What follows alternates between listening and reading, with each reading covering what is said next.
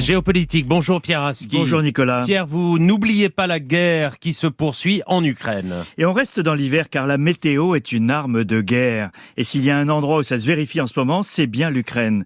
Un froid polaire s'est abattu ces derniers jours sur le pays, avec des vents violents dans le sud qui ont privé d'électricité les zones sous contrôle russe autant qu'ukrainien. Ces conditions parmi les plus rudes enregistrées ces dernières années sont le cauchemar des troupes sur la ligne de front. La survie est difficile, le ravitaillement et les déplacements aussi. C'est la réalité de la guerre hivernale dans cette partie de l'Europe, on le sait, et c'est une donnée importante. Mais ce que redoute le plus l'Ukraine dans ces circonstances, ce sont les attaques russes de missiles ou de drones sur les infrastructures énergétiques destinées à plonger dans le froid et dans le noir les populations civiles.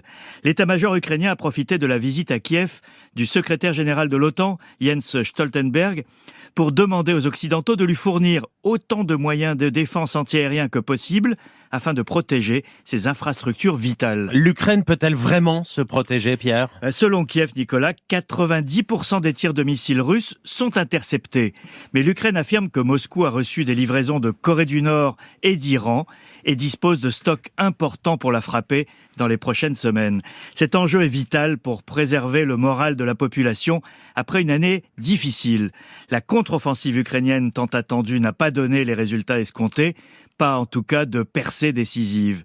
De plus, les défenseurs ukrainiens sont soumis à des assauts répétés de l'armée russe à Avdiivka, une ville du Donbass devenue le symbole de l'acharnement russe. Les pertes de l'armée de Moscou seraient considérables, ce qui n'empêche pas la Russie d'envoyer des vagues humaines contre cette localité devenue un nouveau symbole après Bakhmout il y a quelques mois. Mais surtout, le moral des Ukrainiens est menacé par la peur de disparaître des écrans radars, des opinions occidentales, accaparée par d'autres horreurs au Proche-Orient.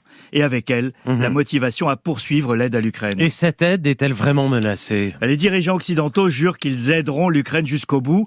Vous avez entendu Charles Michel, le président du Conseil de l'Union européenne, à ce micro hier matin. Mais il y a deux difficultés bien réelles.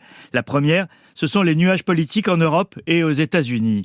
En Europe, les 27 doivent approuver dans 15 jours un nouveau paquet d'aide à l'Ukraine, mais il leur faut l'unanimité que vient empêcher le Hongrois Viktor Orban dans l'un de ses habituels marchandages. Aux États-Unis, c'est la possibilité de voir Donald Trump l'emporter à la présidentielle dans 11 mois, une bonne raison de maintenir la pression pour Vladimir Poutine. L'autre difficulté tient au décalage Russie-Ukraine.